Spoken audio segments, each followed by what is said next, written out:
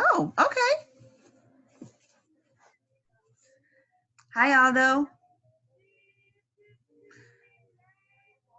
So I'm going to put you two on speakerphone, okay? Is that all right? Okay. Get you some juice or milk, Aldo, okay? I can tell you are super asleep. Hold on just a second. I'll put you on speakerphone. So I was hoping Ariana, Maria, and Alice may join us. Maybe they'll join us. Maybe they won't. It's Byron at work. Wallace. Yes. The reason why I'm not in class though, just because I need the password. Why didn't you ask me? I could have helped you with that. Well? Well, you could have called and told me. I could have helped you with that. I'll give it to you after we finish, okay? Okay. All right. So the story we're doing is the Wizard. The story we're doing is the Wizard of Oz. I'm gonna put you near my computer so I won't be too loud, okay? Okay. So those of you watching on YouTube, I actually have two of the Perez kids on my phone right now. So they're listening to us on the phone. So okay, we're finishing up the Wizard of Oz today, the wonderful Wizard of Oz. So for Josie and Aldo, you haven't been able to join us. This book has 24 chapters, okay? And this is a chapter book read aloud. And so, have you heard the Wizard of Oz before, or the Wonderful Wizard of Oz? You never heard of it? So as of this past, I believe it was actually Thursday, or maybe it's today, I think, is the 120-year anniversary of this story being published, or it came out. The author is L. Frank Baum. I can't remember I think his first name was actually Lyman. He hated that name, so he used his middle name, which is Frank, when he wrote his stories. And so a lot of these stories he made up while he was a traveling salesman, and so he would get these crazy stories to make his kids laugh, or so the story goes. And the story starts out in this, huh? Was this like the book that Joseph goes out in the teacher? What now? They gave the same book to Miss Arnold when we were in her class. Oh, you heard about the story in Miss Arnold's class? Yes. Ah. But she didn't read it to us. She only read like 4 pages of it because she didn't have enough time. Oh, well, I do have videos of me reading every chapter, and if you like, I'll send you the videos on YouTube from YouTube. Would you like that? Yeah. Okay, I'll do that. So I'm going to go ahead and give you a brief start of the story so we can catch you up. So you can catch up where the rest of us are. So the story starts in Kansas, which is a state here in the United States, and everything is dark and gray and dusty looking, right? So it sounds like a fun place, right? If it's dark and dusty and no color. Is it a fun place? Yes. It is? Oh. Okay. All right. Well, Dorothy has a dog named Toto, and so one day there's this, and she said to her aunt and uncle, Aunt Em and Uncle Henry, and they live on this dusty old dirty farm. Well, no, it's not really dirty. It's just dusty and gray. Everything's gray and dull, no color. And one day a cyclone comes through, and Dorothy and her dog are left in the house while Henry and Aunt Henry, Uncle Henry and Aunt Em are in the cellar. And the house is carried away in a cyclone. It lands in this beautiful, colorful world. Everything is brightly colored. She finds out she killed the wicked, what's known as the Wicked Witch of the East. Well, she had no idea she killed this witch. Turns out she's in the land of the Munchkins, and through this land she meets the Witch of the North, who's a good witch. So the good witches are the ones from the north and the south, and the bad witches are the ones from the east and the west. So there was 4, now there's 3 witches, okay? And so Dorothy wants to get back home, but they can't really get her back home. So the good witch tells her, why don't you go to Oz, Maybe he can help you. So it turns out she has to go on this yellow brick road. And on this road, she meets some different characters. Scarecrow, Tin Man, and the Cowardly Lion, who end up becoming her friends. And they join her because they all have some things they want too. Scarecrow wants a brain. The Woodsman wants a heart. Cowardly Lion wants courage. And they have all these different adventures they go through, and they get stuck or they get in trouble. But they somehow or another, they one way they get help, whether it's from other creatures in the forest or just from some good ideas, good thinking, good ingenuity. And so eventually they end up in Emerald City, where Oz is in, the land of Oz, which is Emerald City. Everything is brightly green, okay? Everything, a house, people's clothes, people's skin, everything is green, green, green, some form of green. So they finally get to see Oz. But Oz has one request in order to grant their wishes. They have to kill the wicked witch of the West. And there's no real way to get to her. But they end up getting captured. Two of them get injured, and the other two get kidnapped, basically, and taken to the witch's castle.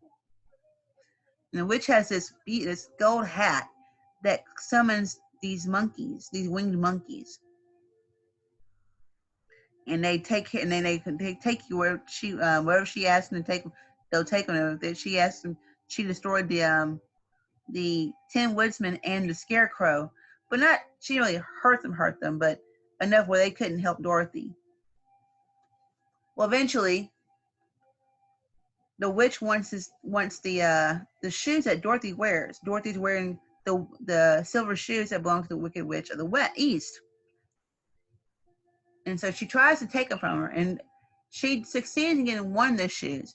But in the process, Dorothy throws water on the Wicked Witch of the West, and it kills her. So now Dorothy has ended up with the silver shoes and now the gold cap that belongs to the Wicked Witch of the West. So that's her proof that she killed the Wicked Witch of the West. She also now found that she has control of the winged monkeys, at least for one more wish, because there was a curse placed on them by the original queen of all the land because of a prank they played on her husband, the king. But so she goes to Oz with her proof. Well, it turns out that Oz is really a big phony. He's not real. He's a human. He's a human who's from a town that's near where Dorothy's from, actually. And where we're leaving off in the story, they're trying to figure out a way to get people their wishes. The Oz does make sure that they know that deep down, some of them already had what they need all along. The lion already had courage. Scarecrow already had brains, even though he's made of straw. He still has brains, in a sense. And the Tin Woodsman has a heart, whether he physically has one or not. So that's where we're going to start from today, okay? Okay. Okay. Was it Aldo? Yeah. All right. Chapter 16. Magic Art of the Great Humbug. Next, so humbug. Okay, let me see. So Dorothy called Oz a humbug. So a humbug is basically a phony or something that's not really real, you know? They're just a big phony. Mm-hmm. Next morning, the Scarecrow said to his friends, "Congratulate me. I am going to Oz to get my brains at last. When I return, I shall be as other men are." "I have always liked you as you were," said Dorothy quietly and simply. "It is kind of you to like a Scarecrow," she replied, "but surely you will think more of me when you hear the splendid thoughts my new brain is going to turn out." Then he said goodbye to them all in a cheerful voice and went to the throne room, where he rapped upon the door. "Come in," said Oz. The Scarecrow went in and found the little man sitting down by the window, engaged in deep thought. "I have come for my brains," remarked the Scarecrow, a little uneasily. "Oh, yes. Sit down in that chair, please," replied Oz. "You must excuse me for taking your head off, but I shall have to do in order to put your brains in the proper place. That's all right, said Scarecrow. You're quite welcome to take my head off as long as it'll be better once you put it back on again. So the wizard unfastened his head and emptied out the straw. Then he entered the back room and took up a measure of bran, which he mixed with a great many pins and needles, having shaken them together thoroughly. He filled the top of the Scarecrow's head with a mixture and stuffed the rest of the space with straw to hold it in place. When he had fastened the Scarecrow's head on his body again, he said to him, Hereafter you'll be a great man, for I have given you a lot of brand new brains. So have you heard the term brand before? No. Have you heard the cereal Raisin Bran? No. You haven't heard of Raisin Bran before? No. Oh wow. Okay. So there's a cereal called Raisin Bran. Bran is basically it comes from wheat. It's where your fiber for your cereals are found in your bread. So a lot of your cereals has bran in it. Before bran is actually bran, it's actually wheat straw. So think of this: the Scarecrow is made from straw from the inside. He's all straw. Now he has bran and straw in his body.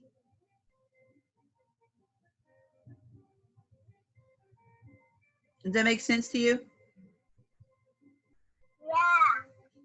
So it's kind of funny in a way that a lot of your wheat straw has bran in it. So we don't know what kind of straw he has in him, but we know it's straw. It could be just plain grass. We don't know. All right. The Scarecrow is both pleased and proud at the fulfillment of his greatest wish, and having thanked Oz warmly, he went back to his friends. So also remember this. Have you seen what a brain looks like on a person? No. You haven't? Oh, I have to send you a picture of a brain then. My baby brother woke up. Oh, Justin? Hi, Justin.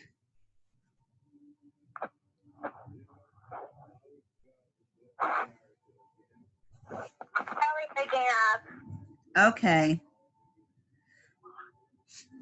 We're here with him right now. Okay. So, where was I? So, he's got straw and bits of straw in his head. So, he hasn't really changed much, has he?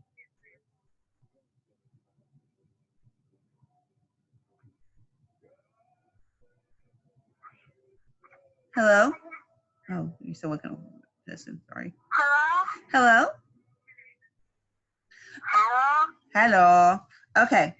So, as I was saying, he's got straw and like parts of straw in his head. So, has the Scarecrow really changed much? No. Not really, no. The Scarecrow was both pleased and proud at the fulfillment of his greatest wish, and having thanked Oz warmly, he went back to his friends. Dorothy looked at him curiously. His head was quite bulged out at the top with brains. How do you feel? She asked. I feel wise indeed, he answered earnestly. When I get used to my brains, I shall know everything. Where are those needles and pins sticking out of your head? Asked the Tin Woodsman. That is the proof that he is sharp, remarked the Lion. Because aren't pins sharp? Is a pin sharp? Or a needle? No. A needle isn't sharp? No. Have you ever gotten a shot before? A needle. Yeah, a needle. Have you ever gotten a shot before from a doctor? No. Never? Although I know you had a shot before. So that thing he used to use your shot is called a needle. And for it to be in your skin, it has to be sharp. Otherwise, it can't go in your skin. So it's sharp. I mean, it can poke. But sharp also means smart.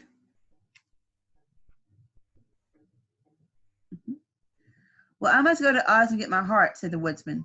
So he walked to the throne room and knocked at the door. "Come in," called Oz. The woodsman entered and said, "I have come for my heart."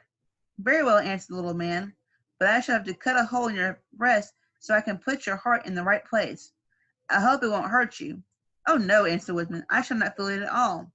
So Oz brought a pair of tenor shears and cut a small square hole in the left side of the Tin Woodman's breast.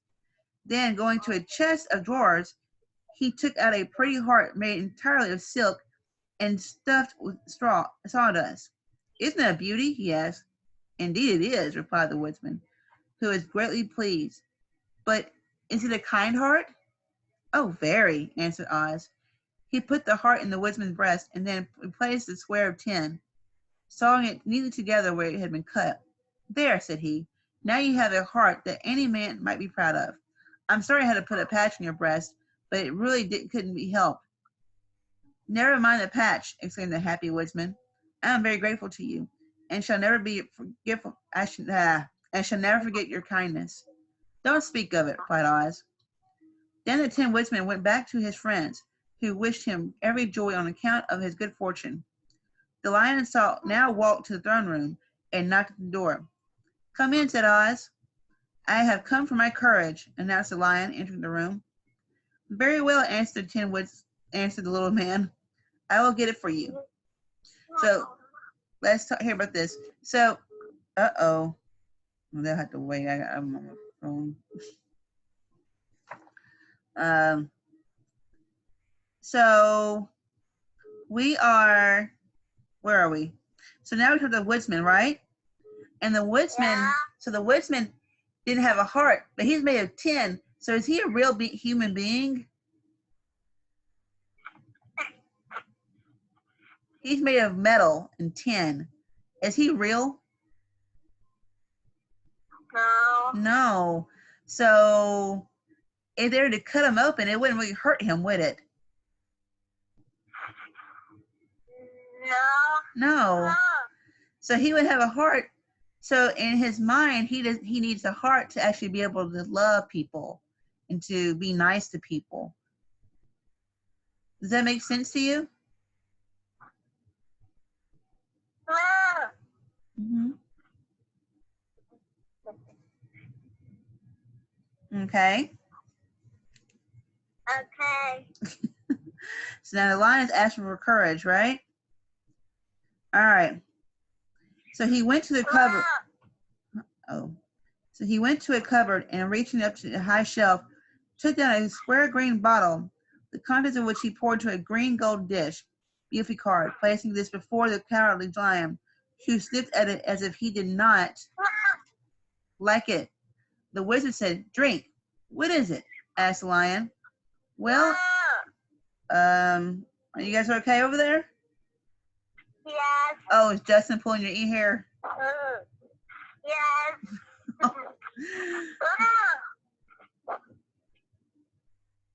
Okay.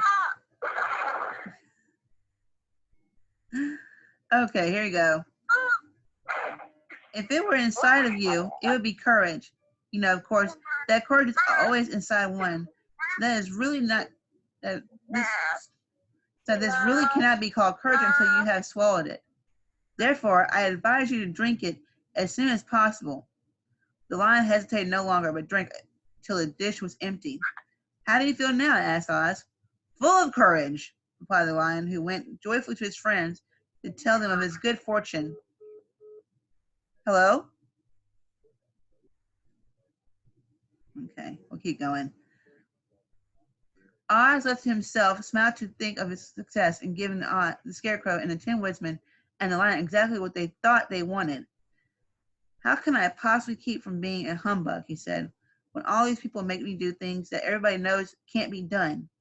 It was easy to make the Scarecrow and the lion and the woodsman happy because they imagined I could do anything, but it will take more than imagination to carry Dorothy back to Kansas, and I'm sure I don't know how it can be done. Chapter 17, How the Balloon Was Launched. For 3 days, Dorothy heard nothing from Oz. These were sad days for the little girl. Although her friends were all quite happy and contented, the Scarecrow told them there were wonderful thoughts in his head, but he would not say what they were, because he knew no one would understand them but himself.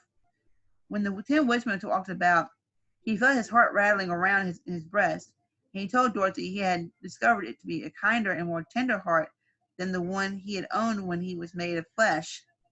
The lion declared he was now afraid of nothing on earth, and would gladly face any army of men or a dozen of the fierce Kalidas. Thus, each of the little party was satisfied except Dorothy, who longed more than ever to get back to Kansas. On the fourth day, to her great joy, Oz sent for her. Hey guys. Oh, let me turn on speaker. Mom, it was my baby brother. Uh-huh. Yeah, so. All right, so we're on chapter 17. Okay, so we're on chapter 17 now, okay? And so everybody except for Dorothy's gotten her wish, and so that's where we are. There we are now, okay? Okay. All right. So, where were we? On the fourth day, to her great joy, Oz sent for her, and when she entered the throne room, he said pleasantly, "Sit down, my dear. I think I have found the way to get you out of this country." "And all the way back to Kansas?" she asked eagerly. "Well, I'm not sure about Kansas," said Oz, "for I haven't found the faintest notion which way it lies. But the first thing to do is to cross the desert, and then it should be easy to find your way home." "However can I cross the desert?" she inquired. "Well, I'll tell you what I think," said the little man. "You see, when I came to this country, it was by balloon. You also came through the air, being carried by a cyclone. So I believe the best way to get across the desert will be through the air. Now, it is quite beyond my powers to make a cyclone, but I've been thinking the matter over, and I believe I can make a balloon." "How?" asked Dorothy. "A balloon," said Oz, "is made of silk, which is coated with glue to keep the gas in it. I have plenty of silk in the palace, so it'll be no trouble to make the balloon. But in all this country, there is no gas to fill the balloon with to make it float." "Well, if it won't float," remarked Dorothy, "it'll be of no use to us." "True," answered Oz. There is another way to make it float, which is to fill it with hot air. Hot air isn't as good as gas, but if the air should get cold, the balloon would come down in the desert, and we should be lost." "We?" exclaimed the girl. "Are you going too?" "Yes, of course," replied Oz. "I am tired of being such a humbug. If I should go out of this palace, my people would soon discover I am not a wizard, and then they would be vexed with me for having deceived them. So I have to stay shut up in these rooms all day, and it gets tiresome. I'd much rather go back to Kansas with you and be in a circus once again." "I should be glad to have your company," said Dorothy. "Thank you," he answered. "Now, if you'll begin to help me sew the silk together, we will begin to work on our balloon." So Dorothy took a needle and thread, and as fast as Oz cut the strips of silk into proper shape, the girl sewed them neatly together. First there was a strip of light green silk, then a strip of dark green silk, and then a strip of emerald green, for Oz had a fancy to make the balloon in different shades of the color about them. It took 3 days to sew all the strips together, but when it was finished, they had a big bag of green silk more than 20 feet long. Then Oz painted on the inside with a coat of thin glue to make it airtight, after which he announced the balloon was ready. "But we must have a basket to ride in," he said. So he sent the soldier with the green whiskers for a big clothes basket, which he fastened with many ropes to the bottom of the balloon. When it was all ready, Oz sent word to his people that he was going to make a visit to a great brother wizard who lived in the clouds. The news spread rapidly throughout the city, and everyone gathered to see the wonderful sight. Oz ordered the balloon carried out in front of the palace, and the people gazed upon it with much curiosity. The Tin Woodsman had chopped a big pile of wood, and now he made a fire of it, and Oz held the bottom of the balloon over the fire so that the hot air that rose from it would be caught in the silken bag. Gradually, the balloon swelled out and rose into the air until finally the basket just touched the ground. Then Oz got into the basket and said to all the people in a loud voice, I am now going away to make a visit. While I'm gone, the scarecrow will rule over you. I command you to obey him as you would obey me. The balloon was What? so the wizard made the scarecrow the king of Emerald City. Yeah. So the balloon was, huh? Yeah. The balloon was on top of all the what now?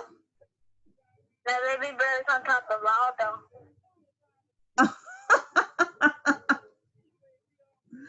They have to stay in the bed because he's here. Uh-huh. And the floor is cold. Oh, okay. Okay. You have any shoes for his feet? And You have any shoes for his feet? yeah, he broke his elbow, but they had. Oh, that's right. Yeah, that's right. That's right. I forgot about that. Yeah, I forgot about that. Okay. All right. All right. So the balloon was by this time tugging hard at the rope that held it to the ground, for the air within it was hot, and this made it much lighter in weight than the air without that it pulled hard to rise to the sky. Come, Dorothy, cried the wizard. Hurry up, or the balloon will fly away. I can't find Toto anywhere, replied Dorothy, who did not wish to leave her little dog behind. Toto had run into the crowd to bark at a kitten, and Dorothy at last found him. She picked him up and ran toward the wizard's balloon. She was within a few steps of it, and Oz was holding out his hands to help her into the basket when crack went the ropes, and the balloon rose into the air without her. Come back, she screamed. I want to go too. I can't come back, my dear, called Oz from the basket. Goodbye. Goodbye, said everyone.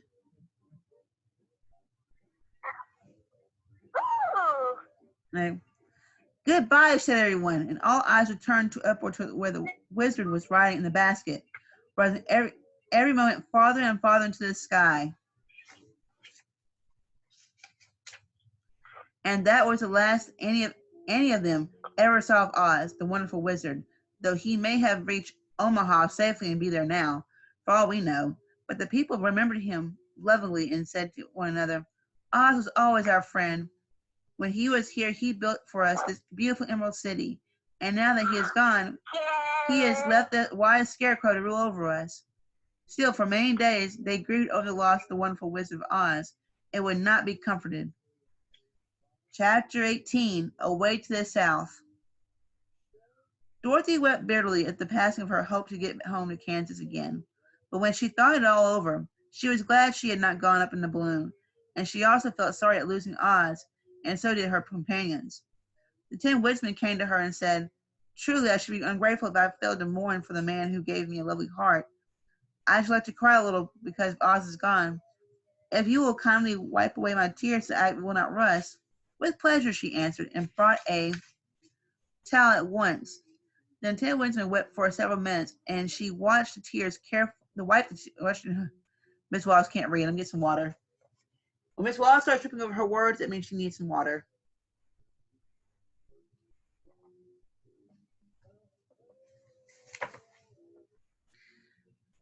Then the Tin Woodsman wept for several minutes, and she watched the tears carefully and wiped them away with a towel.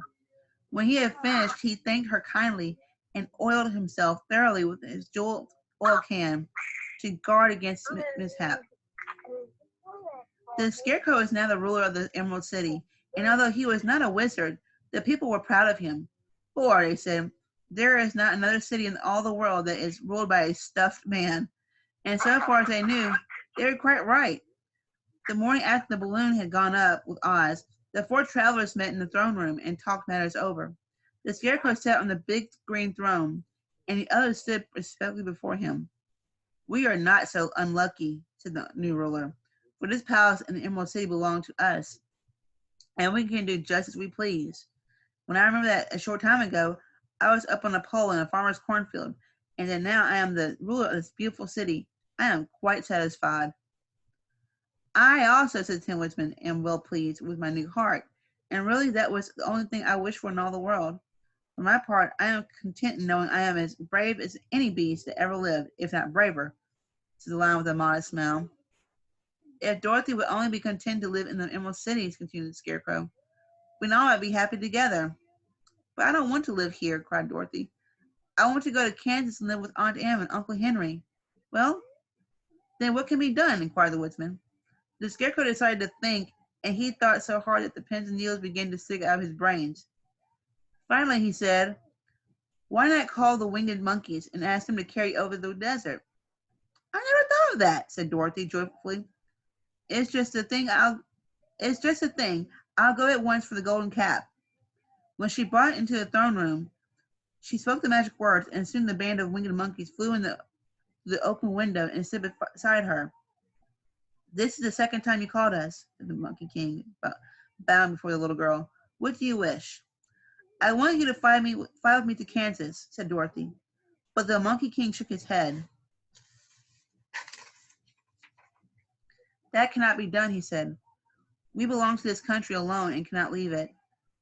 There has never been a winged monkey in Kansas yet, and I suppose there never will be, for they don't belong there. We shall be glad to serve you in any way in our power, but we cannot cross the desert. Goodbye. And with another bow, the Monkey King spread his wings and flew away to the window, followed by all his band. Dorothy was almost ready to cry.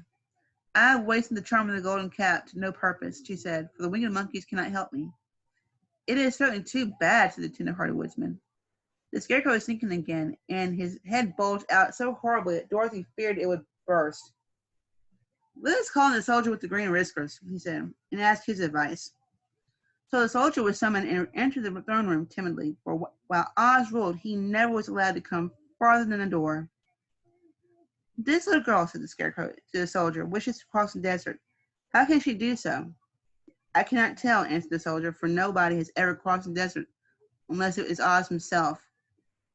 Is there no one who can help me? Asked Dorothy earnestly. Glinda might, he suggested. Who's Glinda? Inquired the Scarecrow. The Witch of the South. She is the most powerful of all the witches and rules over the quadlings. Uh-oh. Besides, her castle stands on the edge of the desert, so she may know a way to cross it. Glinda is a good witch, isn't she? Asked the child. The quadlings think she is good, and a soldier, and she is kind to everyone. I have heard that Glinda is a beautiful woman who knows how to keep young in spite of the many years she has lived. How can I get to her castle? Asked Dorothy. The road is straight to the south, he answered. But it is said to be full of dangerous travelers. There are wild beasts in the woods and a race of queer men who do not like strangers to cross their country. For this reason, none of the quadlings ever come to the Emerald City. The soldier then left them, and the Scarecrow said, it seems, in spite of dangers, that the best thing Dorothy can do is to travel to the land of the South and ask Glinda to help her. For, of course, if Dorothy stays here, she will never get back to Kansas. You must have been thinking again, remarked the Tin Woodsman. I have, said the Scarecrow. I shall go with Dorothy, declared the Lion. But I am tired of your city and long for the woods and the country again. I'm really a wild beast, you know. Besides, Dorothy will need someone to protect her. That is true, agreed the Woodsman. My action will be a service to her. So I will. Is Justin beating you up? Is Justin pulling your hair? Are you okay, Josie? Yes. It's hitting me. Your baby brother's hitting you? Justin. Justin! Oh, stop.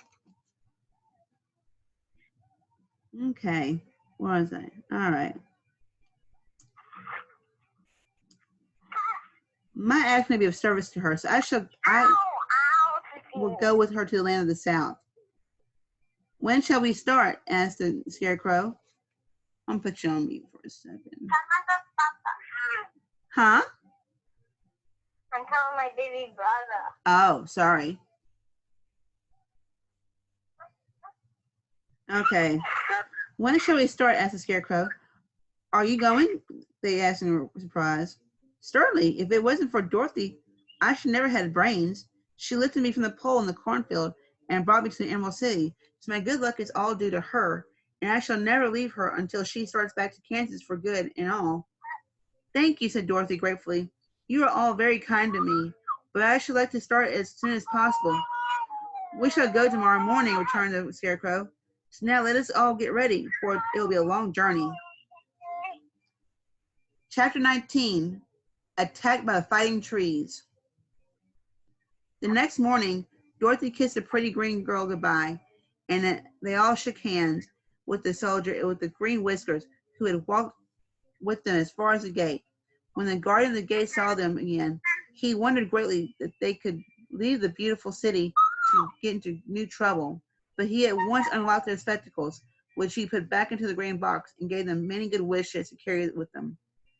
You are now our ruler, he said to the Scarecrow, so come back to us as soon as possible. I certainly shall if I am able to, the Scarecrow replied, but I must help Dorothy to get home first. As Dorothy bade the good-natured guardian a last farewell, she said, I have been very kindly treated in your lovely city, and everyone has been good to me. Make sure no one's like in the room. Okay. Where was I? I cannot tell you how grateful I am. Don't try, my dear, he answered. We should like to keep you with us, but if your wish to return to Kansas, I hope you will find a way. He then opened the gate of the outer wall, and they walked forth and started upon their journey. The sun shone brightly as they turned their face towards the land of the south. They were all in the best of spirits and laughed and chatted together. Dorothy was once more filled with the hope of getting home, and the Scarecrow and the Tin Woodsman were glad to be of use to her. As for the lion, he sniffed the fresh air with delight and whisked his tail from side to side in pure joy at being in the country again, while Toto ran around them and chased the moths and butterflies, barking merrily all the time.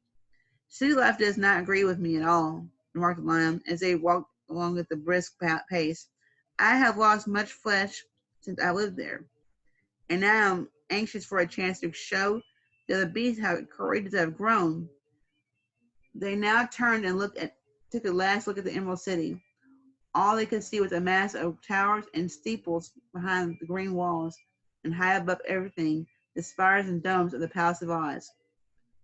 Oz was not such a bad wizard after all, said the Tin Woodsman, as he felt his heart rattling around his breast. He knew how to give me brains, and very good brains too, said the Scarecrow. If Oz had taken a dose of the same courage he gave me, added Lion, he would have been a brave man. Dorothy said nothing.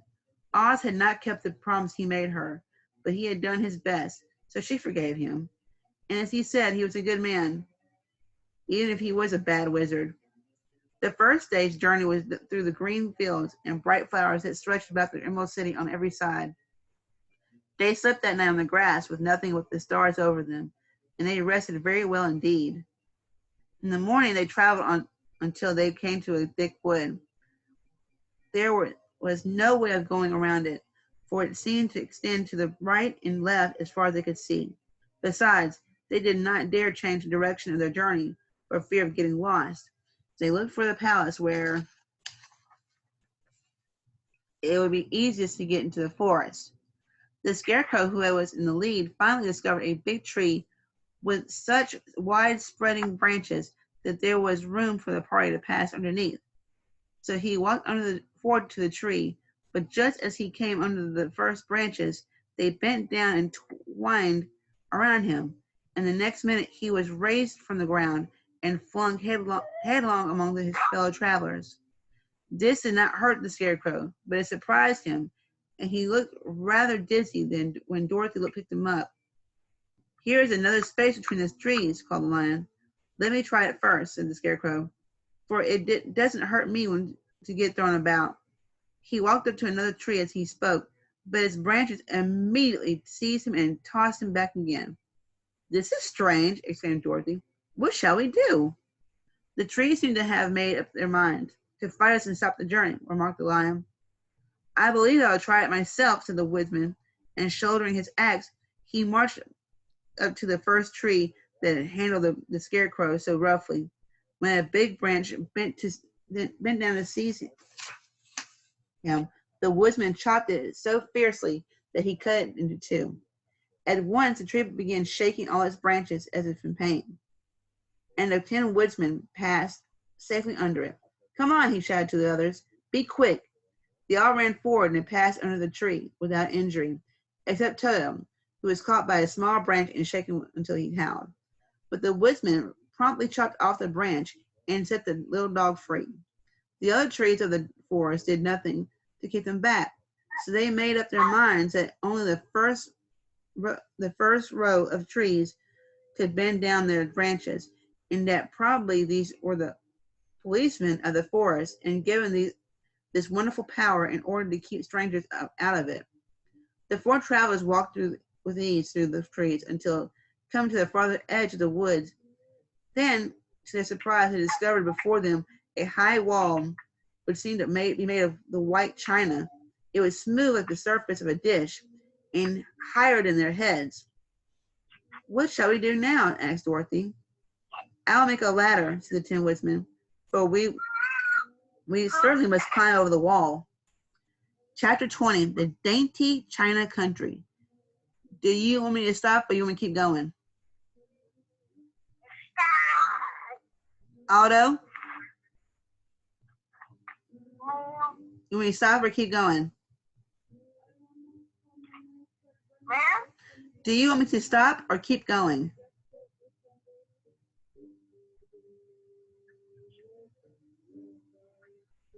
Because actually, we only have a few pages left now. We're almost at the very end. Keep reading. Keep reading? Okay. All right. The Dainty China Country. While the woodsman was making a ladder from which... Miss Wallace? Yes? Can we stop right here? I'm going to call you back and we can continue reading because Aldo's hungry and I'm going to call my mom. Okay. All right. We'll take a quick little break. All right. Chapter 20. Hold on. ¿Por qué le pegas a Titi? What? Because my baby brother dropped Aldo and he dropped him back. Ah, okay. So Titi's crying right now. Oh, okay. Because Aldo slapped him hard. Gotta be gentle with them, okay?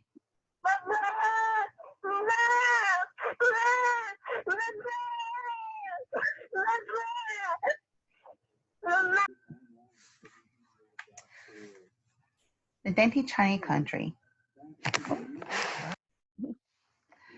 While the woodman was working on a ladder from wood which he found in the forest, Dorothy lay down and slept for a while. Let me read this again. Dorothy lay down and slept, for she was tired by the long walk.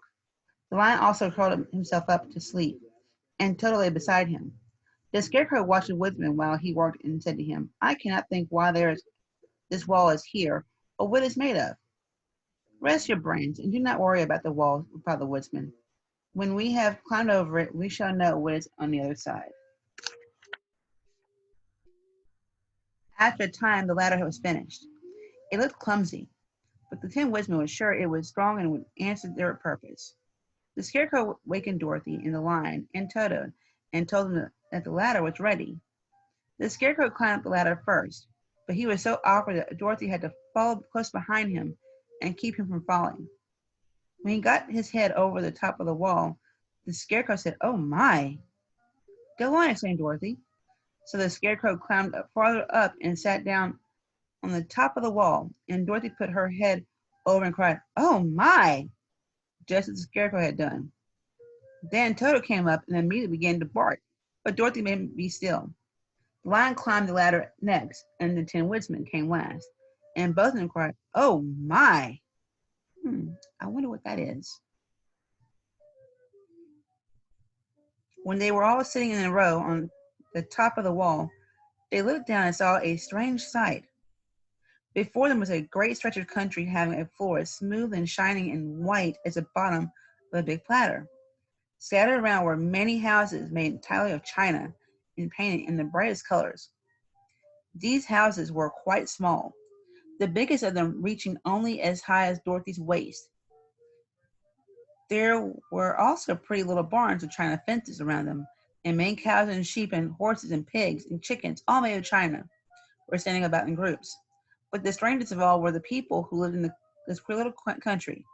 There were milkmaids and shepherdesses and bright-colored bodisses and uh, golden spots all over their gowns, and princesses with gorgeous frocks with silver and gold and purple, and shepherds dressed in knee breeches with pink and yellow and blue stripes down them, and with with golden buckles on their shoes, and princes with jeweled crowns upon their heads, wearing ermine robes and satin doublets, and funny clowns in ruffled gowns with round red spots upon their cheeks, and tall pointed caps.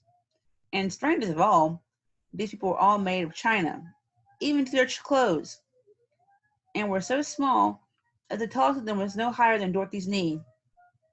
No one did so much as look at the travelers at first, except one little purple china dog with an extra large head, which came to the wall and barked at them in a tiny voice after running away again. "How shall we get down?" asked Dorothy. They found the ladder so heavy they could not pull it up. So the Scarecrow fell off the wall, and the others jumped down upon him so that the hard floor would not hurt their feet. Of course, they took pains not to light on his head and get their pins in their feet. When all were safely down, they picked up the Scarecrow, whose body was quite flattened out and padded with his straw into shape again. "We must cross this strange place in order to get to the other side," said Dorothy, "for it would be unwise for us to go any other way except due south." They began walking through the country of the China people, and the first thing they came to was a China milkmaid milking a China cow. As they drew near, the cow suddenly gave a kick and kicked over the stool and the pail, and even the milkmaid herself, all falling on the China ground with a great clatter. Dorothy was shocked to see that the cow had broken her leg off short, and that the pail was lying in several small pieces, while the poor milkmaid had a nick in her left elbow. So a nick is like when you break something, plate, and it's a little crack. It's a little small crack in a plate, or a piece of anything that's made with a certain type of clay. China is a type of clay. It's very fine, very expensive clay.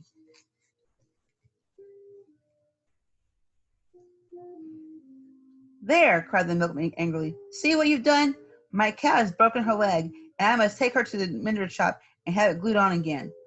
"What do you mean by coming here and frightening my cow?" "I'm very sorry," returned Dorothy. "Please forgive us." But the pretty milkmaid was much too vexed to make any answer.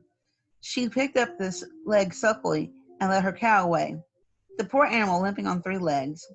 As she left them, the milkmaid cast many reproachful glances over her shoulder at the clumsy strangers, holding her nicked elbow close to her side.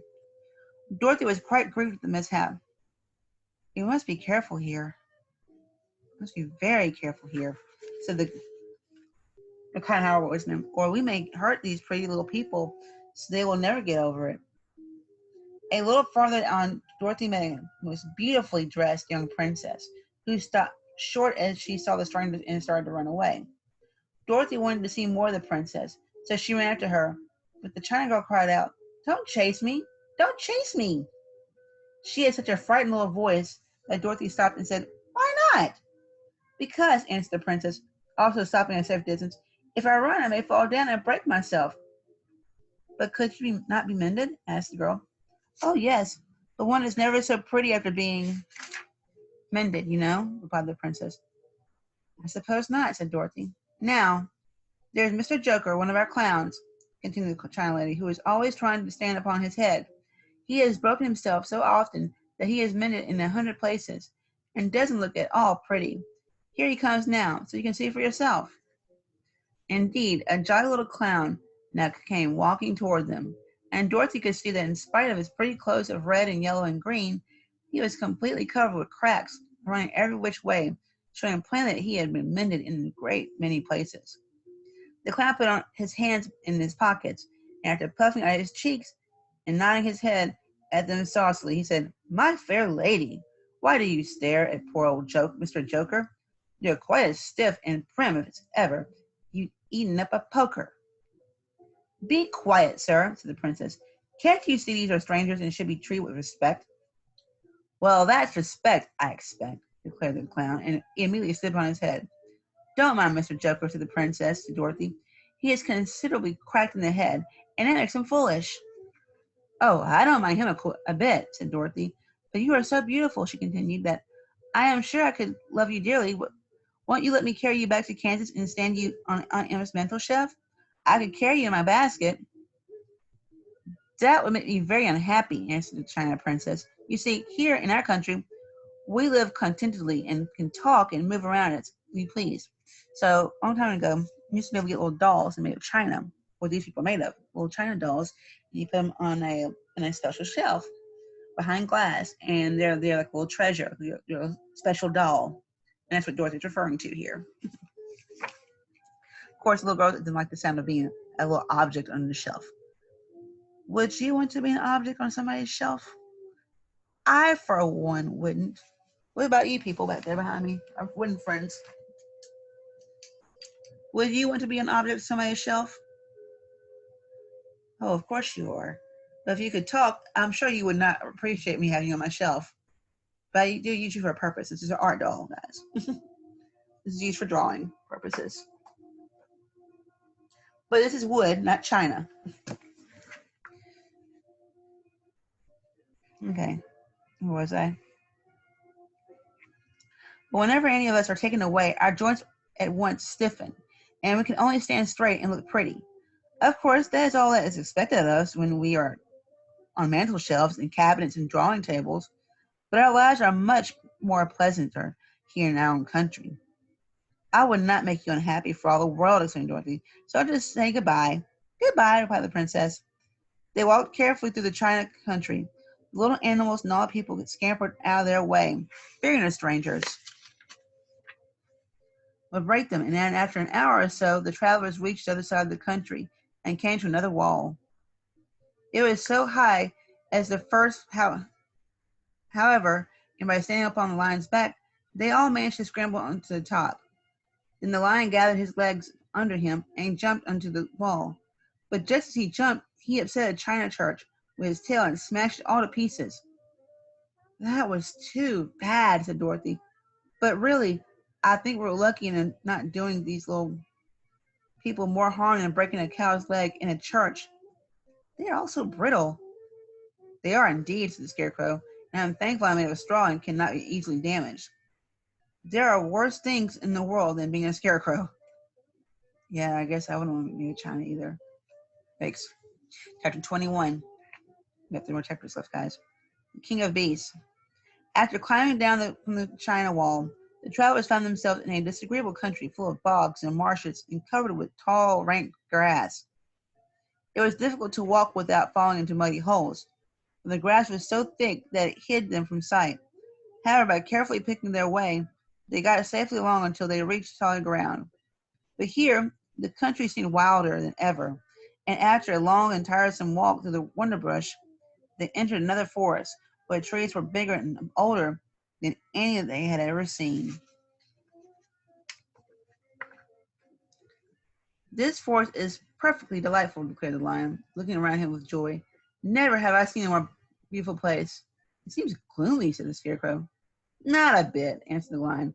I should like to live here all my life. See how soft the dried leaves are under my feet and your feet, and how rich and green the moss is that clings to these old trees. Surely no wild beast could wish for a pleasanter home. Perhaps there are wild beasts in the forest now, said Dorothy. I suppose there are, returned the lion, but I don't see any of them about.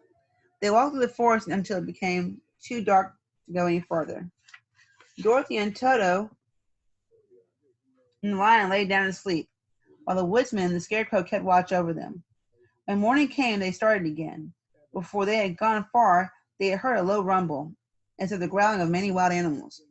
Toto whimpered a little, but none of the others was frightened, and they kept along the well-trodden path until they came to an opening in the woods, in which were gathered hundreds of beasts of each variety.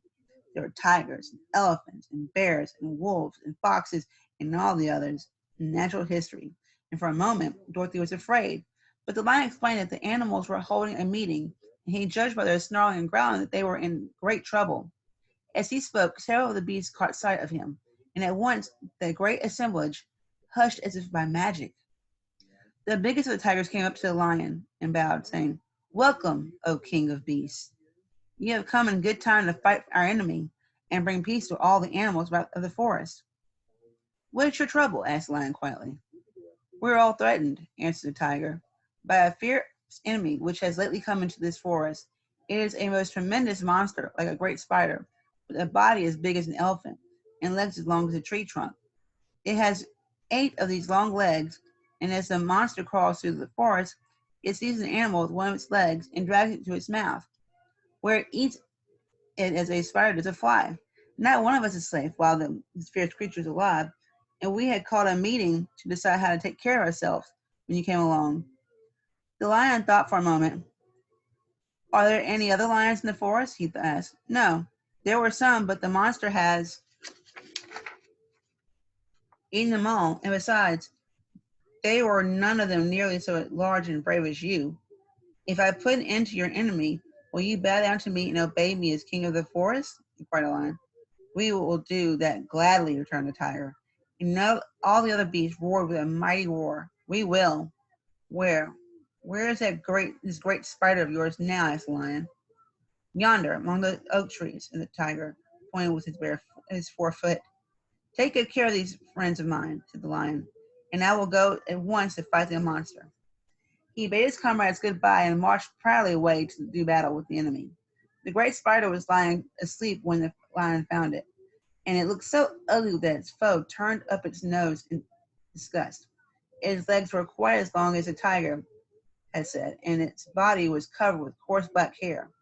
It had a great mouth with a row of sharp teeth a foot long, but its head was joined to the pudgy body by a neck as slender as a wasp's waist. This gave the lion a hint of the best way to attack the creature, and as he knew it was easier to fight it asleep than awake, he gave a great spring and landed directly upon the monster's back. Then, with one blow of his heavy paw, armed with sharp claws, he knocked the spider's head from its body.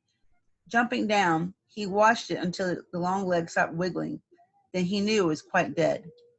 The lion went back to the opening, where the beasts of the forest were waiting for him, and said proudly, "You need fear your enemy no longer."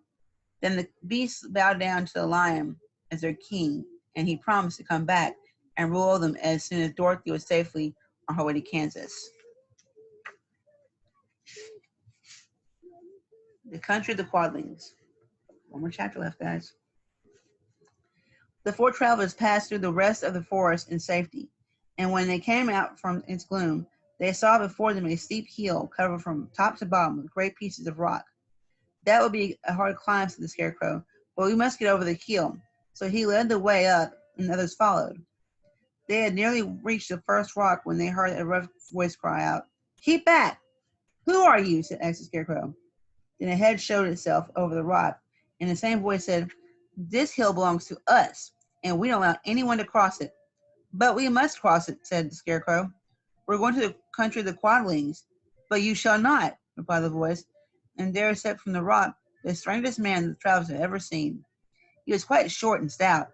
He had a big head, which was flat at the top and supported by a thick neck full of wrinkles. But he had no arms at all, and seeing this, the Scarecrow did not fear that so helpless a creature could prevent them from climbing the hill. So he said, "I'm sorry not to do as you wish, but we must pass over your hill, whether you like it or not." He walked boldly forward. As quick as lightning, the man's head shot forward, and his neck stretched out until the top of the head, where it was flat, struck the Scarecrow in the middle and sent him tumbling over and over down the hill. Almost as quickly as it came, the head went back to the body, and the man laughed harshly. "It isn't as easy as you think." A chorus of boisterous laughter came from the other rocks, and Dorothy saw hundreds of the armless hammerheads upon the hillside, one behind every rock. The lion became quite angry at the laughter caused by the Scarecrow's mishap, and giving a loud roar that echoed like thunder, he dashed the hill. Again, a head shot swiftly out, and a great lion went rolling down the hill as if he had been struck by a cannonball. Dorothy ran down and helped the Scarecrow to his feet, and the lion came up to her. Feeling rather bruised and sore, he said, "It's useless to fight people with shooting heads. No one can withstand them. What can we do? She asked. Call the winged monkeys, suggested the Tin Man. You still have the right to command them once more. Very well, she answered, and putting on the golden cap, she uttered the words. The monkeys were as prompt as ever, and in a few moments the entire band stood before her. What are your commands? Inquired the king of the monkeys. Well.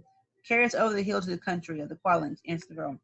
It shall be done, said the king, and at once the winged monkeys caught the four travelers and towed up in their arms and flew away with them. As they passed over the hill, the hammerheads yelled with vexation and shot their heads. Oh, these are the hammerheads.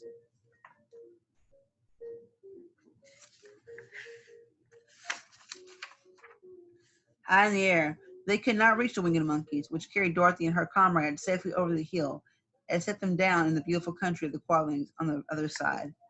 This is the last time you can summon us, said the Lord to Dorothy, said the leader to Dorothy. So goodbye and good luck to you. Goodbye, and thank you very much, returned the girl. The monkeys rose into the air and were out of sight in a twinkling. The country of the Quadlings seemed rich and happy. There was field upon field of ripening grain, with well-paved roads running between and pretty rippling brooks with strong bridges across them.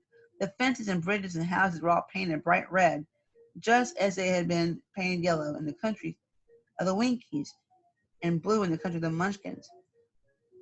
The Quadlings themselves, who were short and fat and looked chubby and good-natured, were dressed in all in red, which showed bright against the green grass and the yellow grain. The monkeys had set them down near a farmer's house, and the four travelers walked up to it and knocked at the door. It was opened by the farmer's wife, and when Dorothy asked for something to eat, the woman gave them all a good dinner, with 3 kinds of cake and 4 kinds of cookies, and a bowl of milk for Toto. How far is it to the castle of Glinda? Asked the child. It is not a great way, answered the farmer's wife. Take the road to the south, and you will soon reach it. Thanking the good woman, they started afresh and walked by the fields and across the pretty bridges until they saw before them a very beautiful castle. Before the gates were 3 young girls dressed in handsome red uniforms, trimmed with gold braid. As Dorothy approached one of the girls, said to her, "Why have you come to the south country?" "To see the good witch who rules here," she answered. "Will you take me to her?" "Let me have your name, and I will ask Glinda if she will receive you." They told who they were, and the girl soldier went into the castle.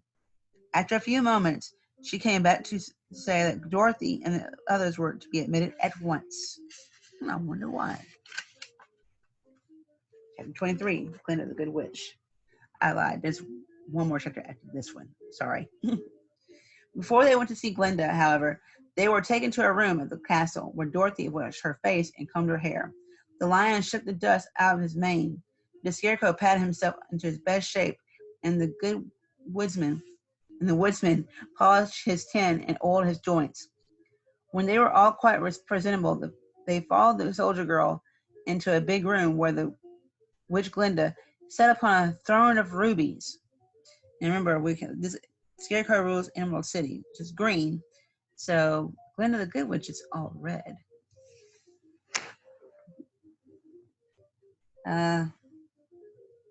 She was both beautiful and young to their eyes. Her hair was a rich red in color and fell in flowing ringlets over her shoulders. Her dress was pure white, and her eyes were blue, and they looked kindly upon the little girl. "What can I do for you, my child?" she asked. Dorothy told the witch all her story, how the cyclone had brought her to the land of Oz, how she had found her companions, and the wonderful adventures they had had. "My greatest wish now," she added, "is to get back to Kansas, for Aunt Em will surely think something dreadful has happened to me, and that will make her put on mourning, and unless the crops are better this year than they were last, I am sure that Uncle Henry cannot afford it." Glinda leaned forward and kissed the sweet upturned face of the little girl. "Bless your dear heart," she said. "I am sure I can tell you of a way to get back to Kansas." Then she added, "But if I do, you must give me the golden cap."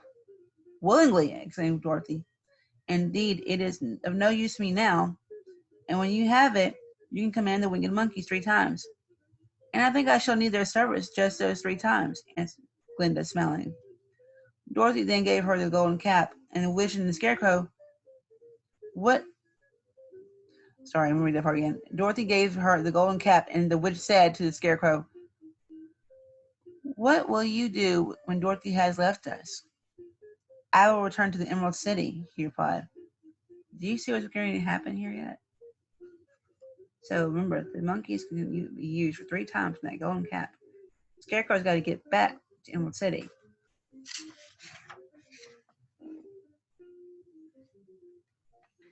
For Oz has made me his ruler, and the people like me, the only thing that worries me is how to cross the hill of the hammerheads. By means of the golden cap, I shall summon the winged monkeys to fly you to the gates of the Emerald City, said Glinda, for it would be a shame to deprive the people of so wonderful a ruler. Am I really wonderful? Asked the Scarecrow. You are unusual, replied Glinda. Turning to the Tin Woodsman, she asked, what will become of you when Dorothy leaves this country? He leaned on his axe and thought for a minute. Then he said, the Winkies were very kind to me and wanted me to rule over them after the Wicked Witch died. I am fond of the Winkies, and if I could get back again to the country of the West, I should like nothing better than to rule over them forever. Ah. My second command to the winged monkeys, said Glinda, will be they carry you safely to the land of the Winkies. Your brains may not be so large to look at as those of the Scarecrow, but you are really brighter than he is when you are well polished. And I'm sure you will rule the Winkies both wisely and well. Then the witch looked at the big shaggy lion and asked, when Dorothy has returned to her home, what will become of you? Over the hill of the Hammerheads, he answered, lies a great and old forest, and all the beasts that live there have made me their king. If I can only get back to this forest, I would pass my life very happily there. My third command to the winged monkeys, said Glinda, shall be to carry you to your forest. Then, having used up the powers of the golden cap, I shall give it to the king of the monkeys, that he and his band may thereafter be free forevermore. That's very fair, don't you think? I think so too. The Scarecrow and the Tin Woodsman and the Lion now thanked the good witch earnestly for her kindness. And Dorothy exclaimed, you are certainly as good as you are beautiful, but you have not yet told me how to get back to Kansas. Your silver shoes will carry you over the desert, replied Glinda. If you had known their power, you could have gone back to your Aunt Em the very first day you came to this country. But then I should not have had my wonderful brains, cried the Scarecrow. I might have passed my whole life in a promised cornfield, and I should not have had my lovely heart, said the Tin Woodsman. I might have stood and rested in the forest till the end of the world,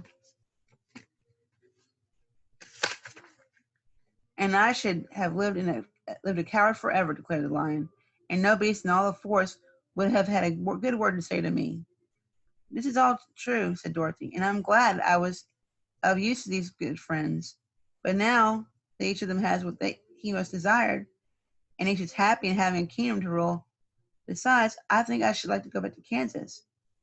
The silver shoes, said the good witch, have wonderful powers, and one of the most curious things about them is that they can carry you to any place in the world in 3 steps, and each step will be made in the wink of an eye. All you have to do is knock the heels together 3 times and command the shoes to carry you wherever you wish to go. If that is so, said the child joyfully, I will ask him to carry me back to Kansas at once.